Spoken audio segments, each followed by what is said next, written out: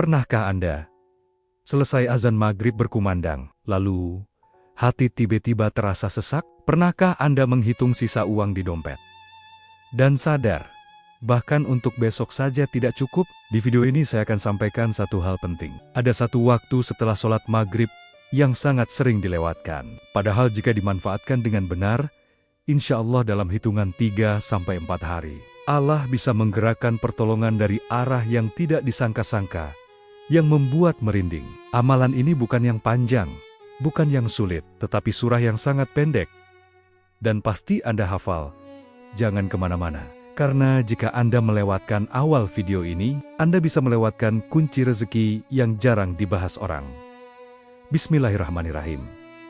Assalamualaikum warahmatullahi wabarakatuh. Alhamdulillahirabbil alamin. Segala puji bagi Allah, Tuhan semesta alam, pemilik langit dan bumi, yang menggenggam seluruh rezeki setiap hamba, dan tidak pernah salah waktu dalam memberi. Sholawat dan salam semoga tercurahkan kepada junjungan kita, Nabi Muhammad SAW, kepada keluarga beliau, para sahabat beliau, dan kepada kita semua yang berharap syafaat beliau kelak. Allahumma sholli ala Muhammad wa ala ali Muhammad. Semoga siapapun yang menyimak video ini dalam keadaan rezeki sempit, dada terasa berat, dan pikiran penuh beban, Allah lapangkan hatinya, dan Allah bukakan jalan keluar terbaik, amin.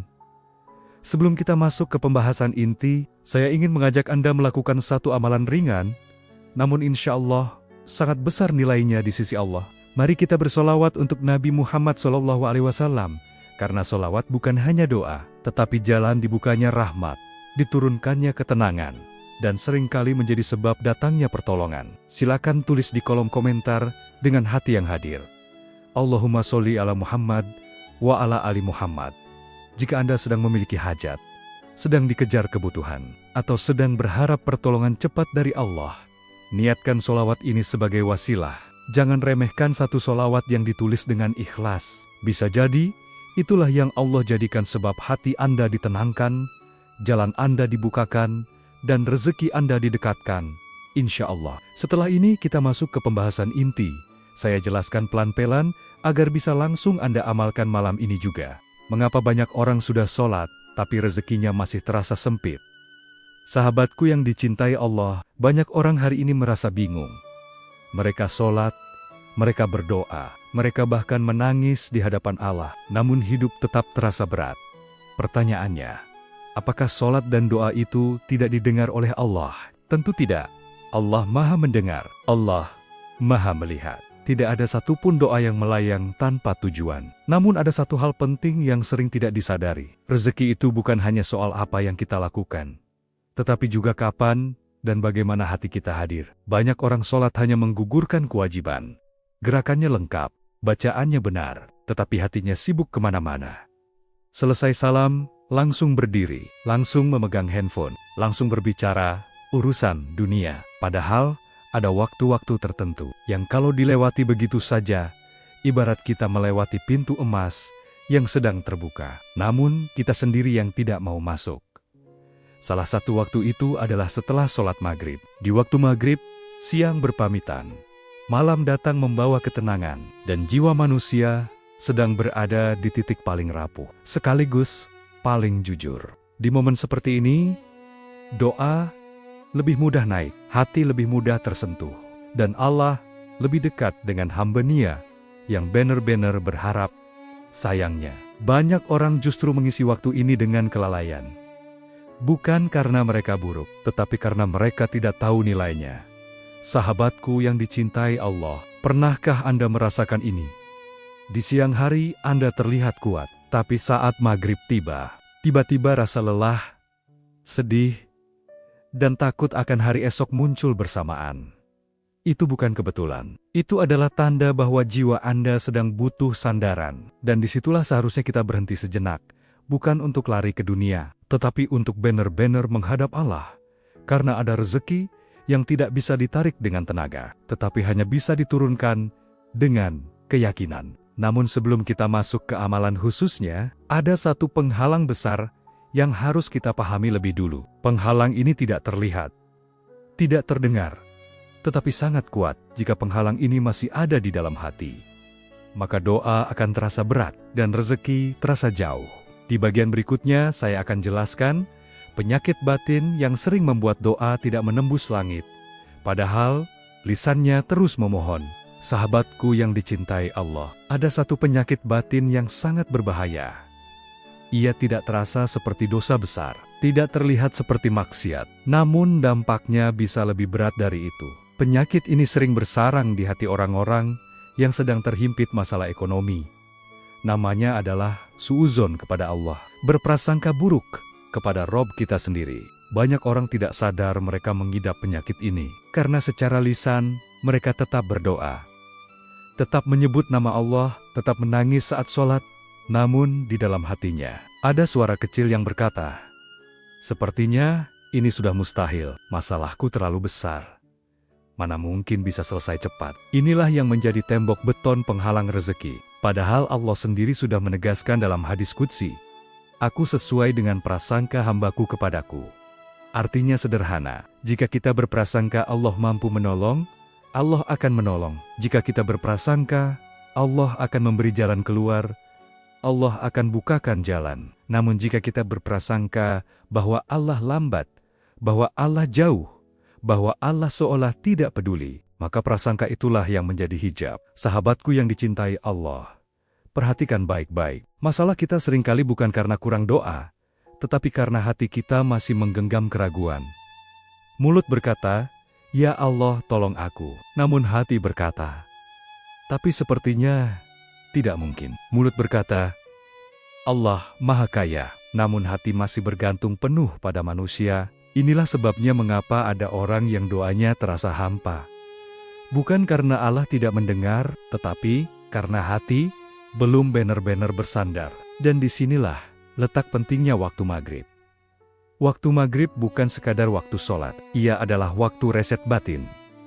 Waktu untuk melepaskan semua sandaran dunia dan memindahkannya kembali ke Allah. Karena selama kita masih menggantungkan harapan utama pada gaji, bos, pinjaman, atau manusia manapun, maka hati kita belum sampai pada titik Allahus Syamat, Allah, tempat bergantung segala sesuatu. Itulah sebabnya, amalan setelah maghrib tidak boleh dilakukan dengan tergesa-gesa. Tidak boleh sambil memikirkan chat, notifikasi, atau urusan dunia. Karena amalan ini bukan soal bacaan, tetapi soal pemindahan sandaran hati. Di bagian selanjutnya, kita akan mulai masuk ke kisah inti. Kisah seseorang yang berada di titik paling gelap hidupnya. Namun Allah bukakan jalan dalam waktu kurang dari 4 hari.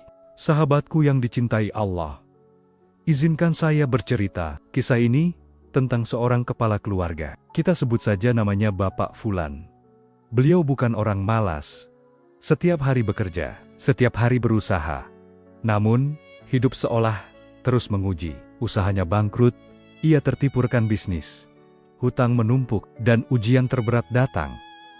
Istrinya jatuh sakit, dan membutuhkan biaya besar. Dalam waktu yang sangat sempit, sore itu, langit mulai berubah jingga. Tanda maghrib hampir tiba. Bapak Fulan duduk termenung di teras rumah kontrakannya yang sempit. Di tangannya hanya tersisa uang receh, tidak cukup untuk membeli beras. Dari dalam rumah, terdengar suara anaknya menangis, menahan lapar. Tangisan itu menembus dadanya sebagai seorang ayah. Di saat itulah, bisikan putus asa mulai datang. Pikiran menjadi gelap, hati terasa buntu. Namun tepat saat azan maghrib berkumandang, Allahu Akbar, Allahu Akbar. Suara itu seperti membangunkannya. Seolah Allah berkata, "Datanglah, aku masih ada." Dengan langkah berat, Bapak Fulan menuju masjid, bukan untuk meminta-minta.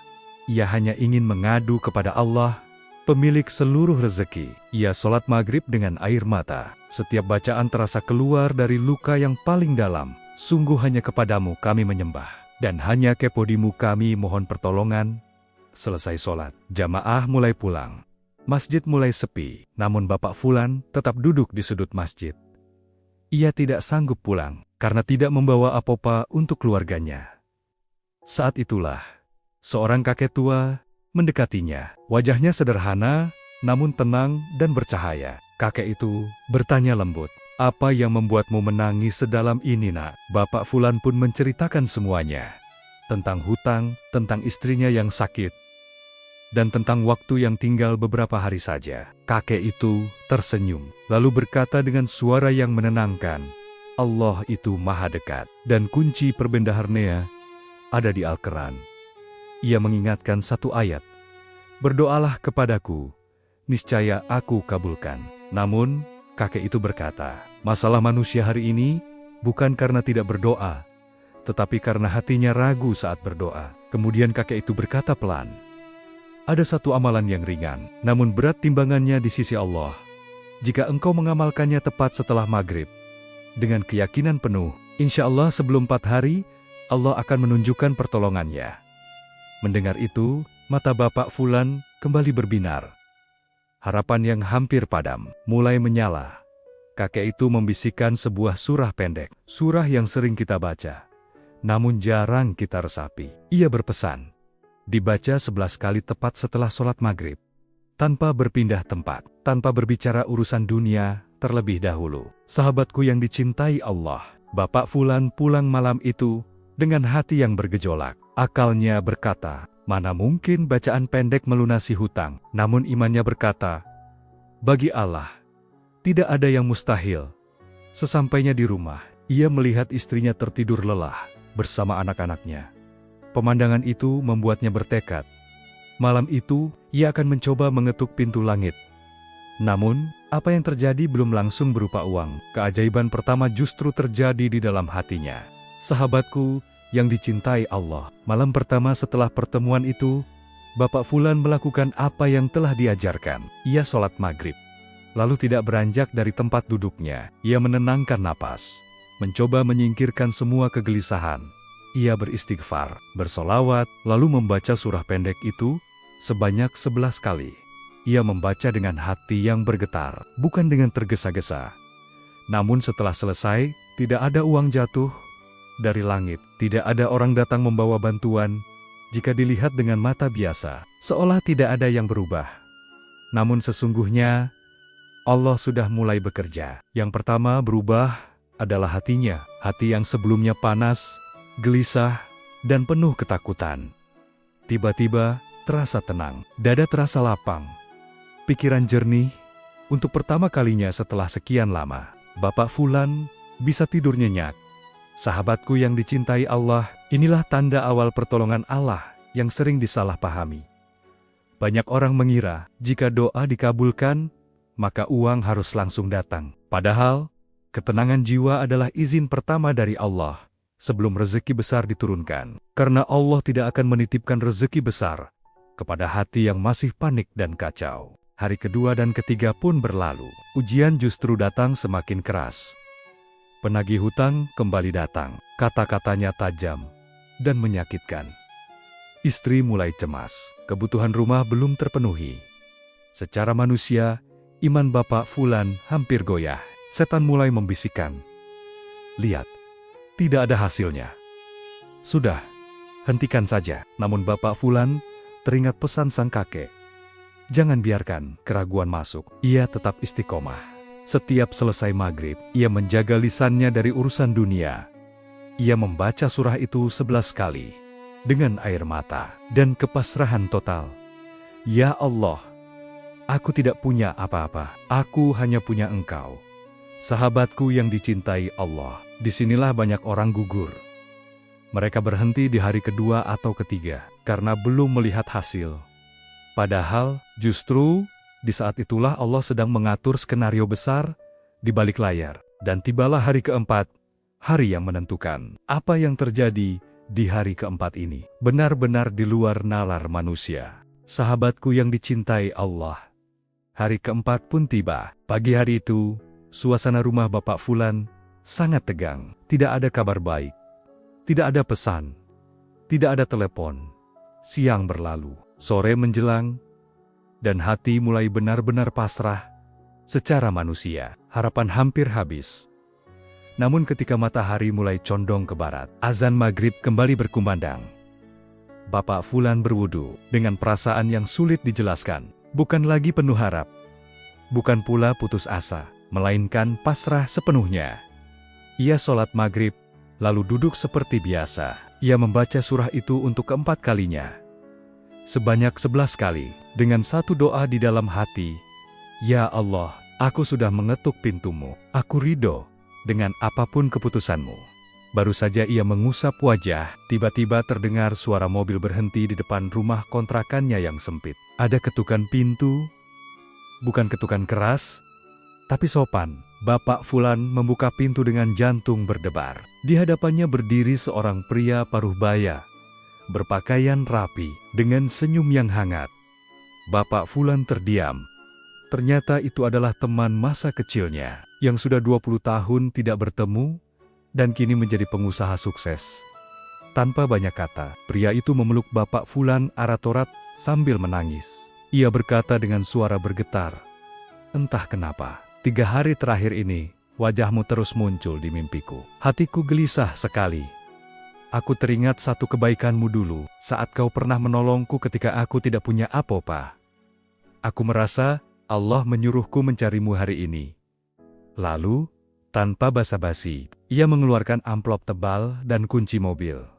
"Ini bukan pinjaman, ini titipan Allah. Ambillah." Bapak Fulan gemetar, kakinya lemas. Ia sujud di teras rumahnya. Istrinya yang melihat dari dalam, ikut menangis.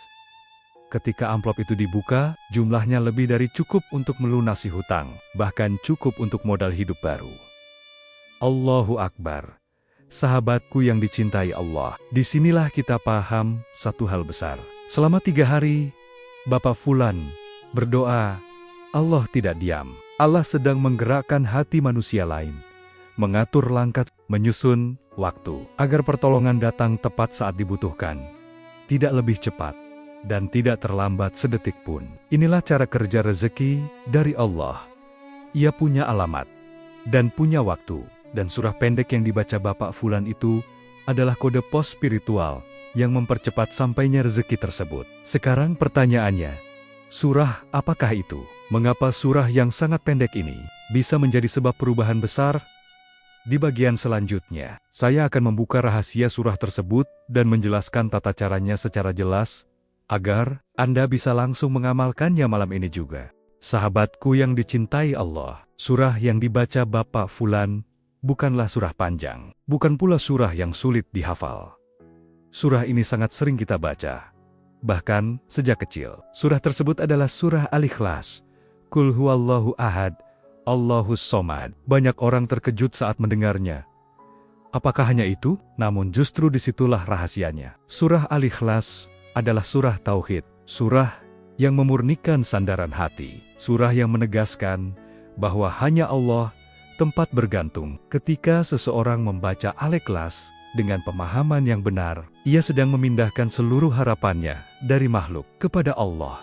Dan ketika sandaran hati sudah benar, rezeki akan mengikuti. Sahabatku yang dicintai Allah, Rasulullah pernah bersabda bahwa surah Al-Ikhlas itu sebanding dengan sepertiga Al-Quran. Artinya, surah ini bukan surah biasa. Dalam sebuah riwayat juga disebutkan, ada sahabat Nabi yang mengamalkan Al-Ikhlas, lalu Allah meluaskan rezekinya hingga ia mampu membantu orang lain. Sekarang saya jelaskan tata caranya secara perlahan. Amalan ini dilakukan tepat setelah sholat fardu maghrib.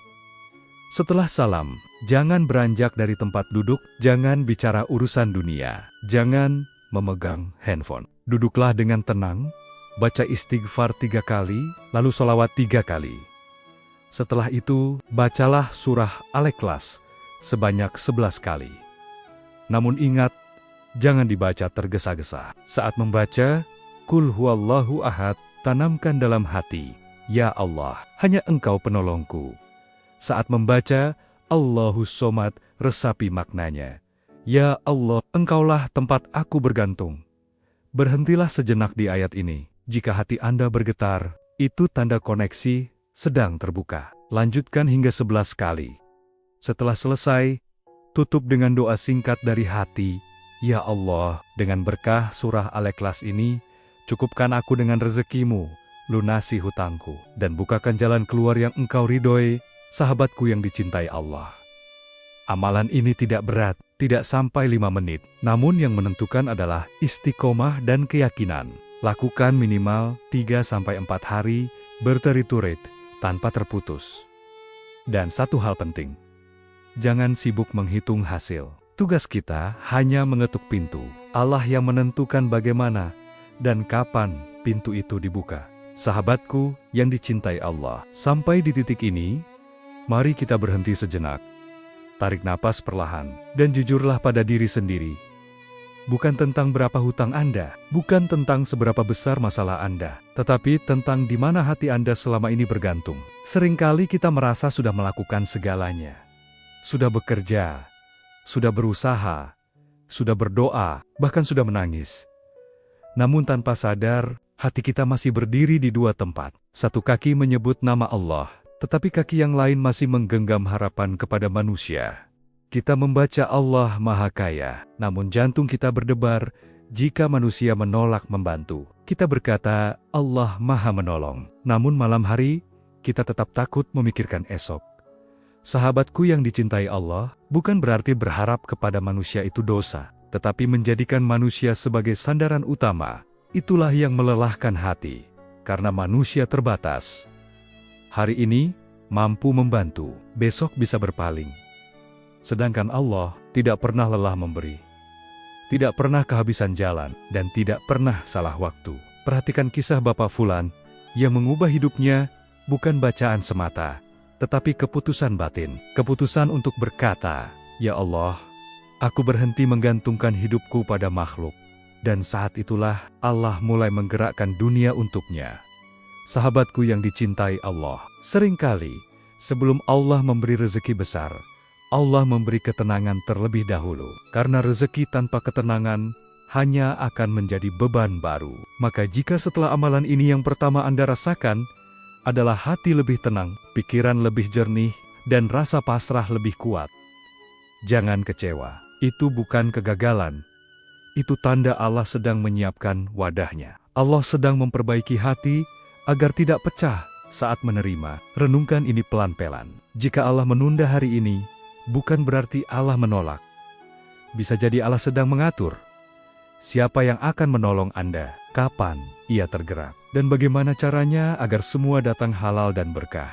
Sahabatku yang dicintai Allah, tidak ada satupun doa yang sia-sia. Bahkan doa yang belum dikabulkan pun sedang bekerja dalam diam.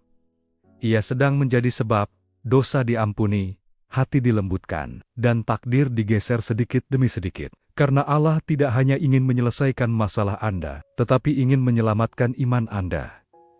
Jangan sampai karena rezeki sempit, kita menjadi jauh dari Allah. Justru di saat sempit inilah, Allah ingin kita dekat. Maka jadikan waktu maghrib sebagai waktu pulang bagi hati. Bukan hanya pulang ke rumah, tetapi pulang kepada Allah. Setiap azan maghrib berkumandang, anggap itu panggilan pribadi. Datanglah, letakkan bebanmu.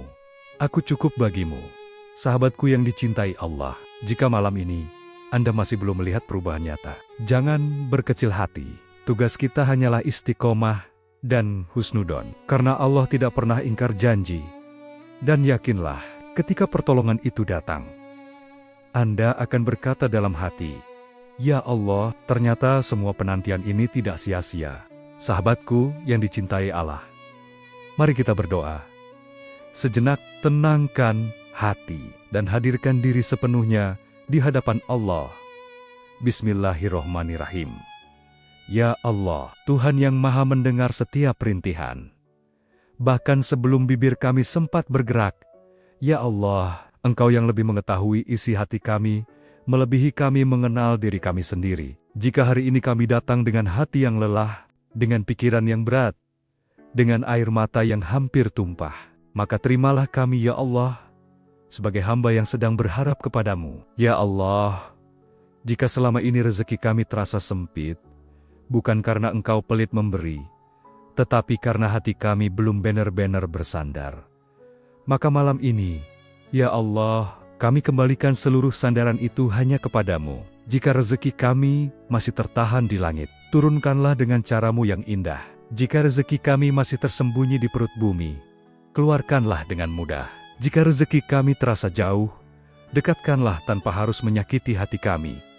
Ya Allah, lapangkan dada kami dalam menunggu. Tenangkan hati kami dalam berikhtiar. Kuatkan iman kami dalam ujian. Jangan biarkan kesempitan hidup menjadikan kami jauh darimu. Ya Allah, lunasilah hutang-hutang kami dari arah yang tidak kami sangka-sangka. Cukupkan kebutuhan kami tanpa harus mengorbankan iman dan harga diri kami.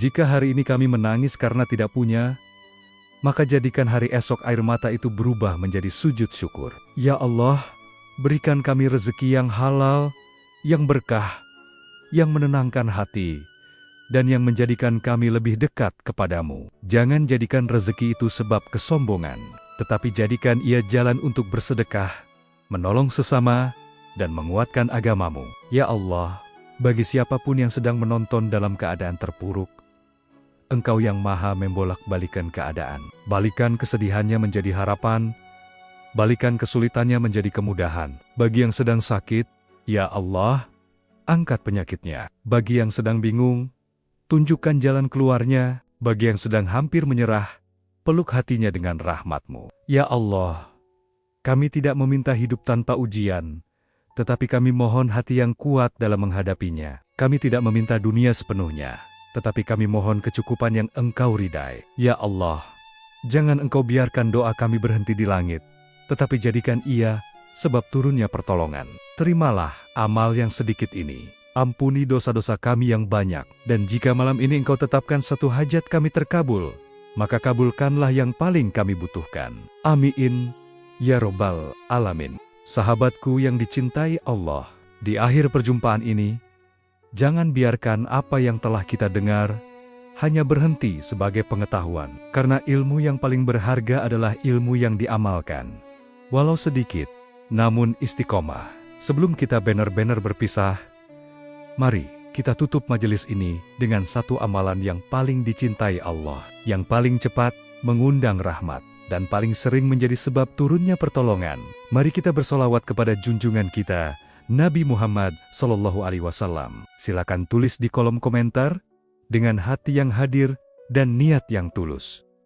Allahumma sholli ala Muhammad wa ala ali Muhammad. Jika saat menulis solawat itu air mata Anda menetes, jangan ditahan. Jika dada Anda terasa lebih lapang, itu tanda rahmat sedang turun. Niatkan solawat ini sebagai wasilah hajat Anda, sebagai ketukan terakhir di pintu langit malam ini. Sahabatku yang dicintai Allah, jika video ini dirasa bermanfaat, jika hati Anda merasa lebih tenang setelah menyimaknya, jangan simpan sendiri. Bagikan video ini kepada orang tua Anda, kepada pasangan Anda, kepada saudara atau sahabat Anda yang sedang diuji dalam hidupnya. Karena bisa jadi satu klik berbagi dari Anda menjadi sebab Allah menyelamatkan satu keluarga dari keputusasaan. Dan kebaikan itu pasti akan kembali kepada Anda dengan cara yang lebih indah dan lebih luas dari yang Anda bayangkan. Akhir kata, kami menyadari sepenuhnya bahwa dalam penyampaian ini